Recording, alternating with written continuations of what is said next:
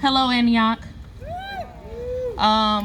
Before I speak, the first thing I want to do is honor the indigenous people of this land that we occupy today. Bay, Miwok people, Ohlone people, and other First Nations people.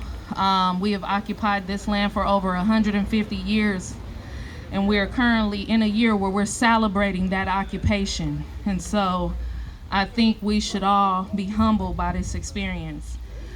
And also, before I speak, because I believe that wisdom always steps forward for me, is that, like, I want my elder to speak before me. So I'm gonna allow Mr. Mimms, who has been on the ground in these communities fighting these fights for civil rights and for accountability, way before I was a twinkle in my father's eye, to have a few words of wisdom for us, and then I'll talk to you all about what my hopes are for Antioch moving forward. Thank you, Mr. Walker, for using the adjective, the word wisdom, talking about me. I appreciate the compliment.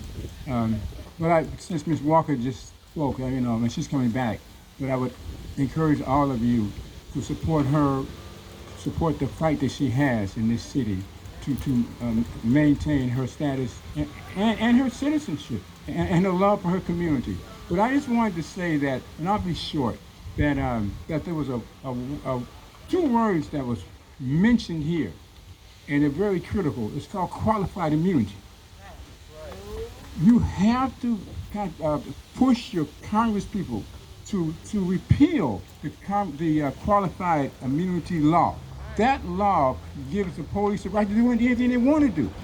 They don't have to be held accountable. We're talking about accountability here, and that so the police are given this qualified. It's the law. So nobody can question them. They can take their time investigating. They can just dismiss everything. And so the people who are the victims of police brutality, police murder, they don't have a right to even sue them at all right now. And so you have to push the congressman to repeal the Qualified Immunity Act, period, because that's critical, because they're going to keep killing us. They're going to keep beating us. And, so anyway, I said I was going to be short, so I'm going to give it back to Ms. Walker, who I support 100%. NAACP. I'm sorry, I am a member of the East County NAACP, and I cover all the cities within East County, from Warren Creek to Byron. And I was told there was a rally out here, and so when I heard about the rally, I came, because I always come where trouble is. Yes, Mr. Mimms has always been here from day one. So again, my name is Tamisha Torres-Walker. I am the City Councilwoman for Antioch for this district, District 1. Frank is right. I marched in these streets with folks. It was energy that I didn't even know existed in Antioch. I would go to Oakland to march, Richmond with marches with hundreds of people, and then come back home to Antioch and be very disappointed, because I wasn't sure that there was ever going to be any action or any change in this city. And I spent years trying to figure out how to leave as the housing market continued to go up. I was reminded, as a lot of us have been in our families before us, that sometimes there is no going back. This is our home. Antioch is our home. And we have the responsibility to create change.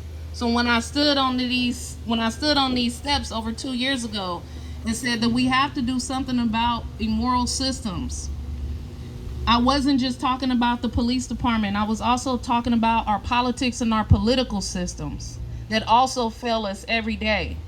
When I stood on the steps of City Hall, where young people organized another protest, and I said I would support anybody that want to run for office to create change, and that if somebody didn't step up, I would. And nobody did, and I did. And I ran. I ran on hope. I ran on the hope that there were people in this city who was ready to see some change. I ran on the hope that we would continue to work together and rally together to fight for sustainable change and transformation in this city. And I continue to have that hope today. We're here on the steps of the police department because of the issues that everybody talked about today: police brutality, police murder, lack of transparency, and lack of accountability. Since I've been elected to office, since you all supported me, voted me into office, I've advocated to not put police in schools. Not because, as a city council member, I have any authority over the school district, but because I'm a mother with sons who exist in dark bodies and understand what can potentially happen to young people when you put police in schools. I've been in schools where raids have happened and young people have had their heads smashed in to the ground. I have seen the aggression, and maybe it was because we just didn't have the right people, or maybe it was because we just don't have enough compassion for our young people to put systems in place to support them to heal and have resources so they can be academically and socially successful. And so when I made that vote, it wasn't a vote to say that I didn't care about the safety of our young people. It was a vote that said I do care about the safety of our young people, and I want to challenge us to imagine something different and to be more innovative and use our resources to make sure that we are not criminalizing our young folks and doing more harm. Mental health is just as good as policing every day. Since I came to this office, I have advocated strongly for body cameras and dash cameras.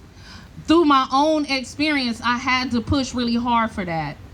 Not only did I advocate for it, I co-authored those policies. Most people do not know I'm a policy advocate. I shape policy. Before I ran for this city council, I was shaping public policy to meet the needs of communities of color and poor people. So when I got elected to this seat, I brought that talent with me and was not able to just advocate for body cams and dash cams, but I was able to sit at the table and draft those policies so that they could be transparent and effective, and that we will be able to hold individuals accountable, even if that means myself.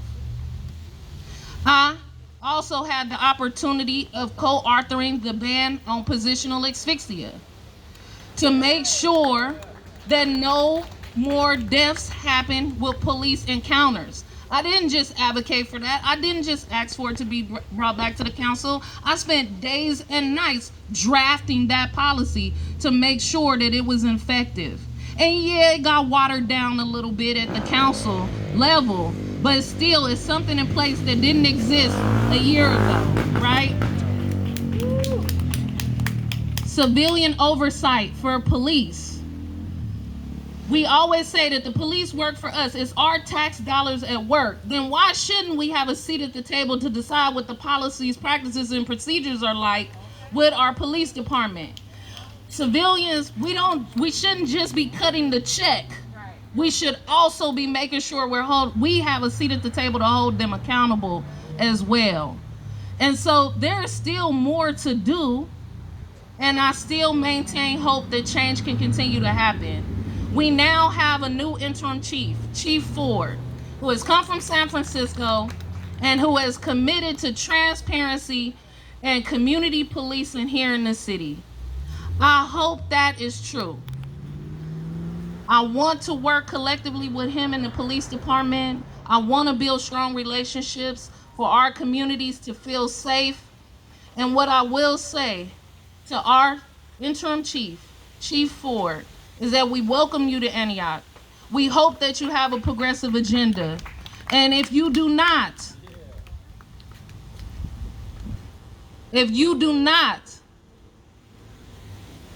you can find work elsewhere because Antioch demands change. Thank you.